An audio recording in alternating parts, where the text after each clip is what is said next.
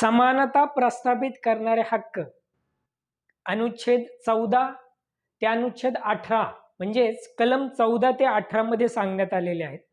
14-15 बद्दल आपण जाणून घेतलं. आज आपण पाहणार आहोत अनुच्छेद 16 कलम 16. खरं तर 15 आणि 16 मध्ये फारसा तसा फरक नाही.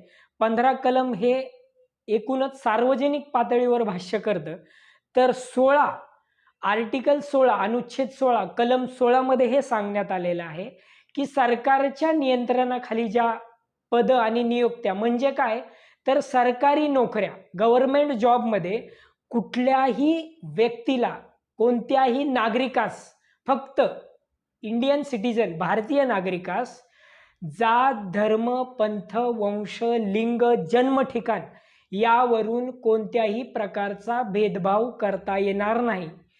थोडक्यात काय, तर समान संधी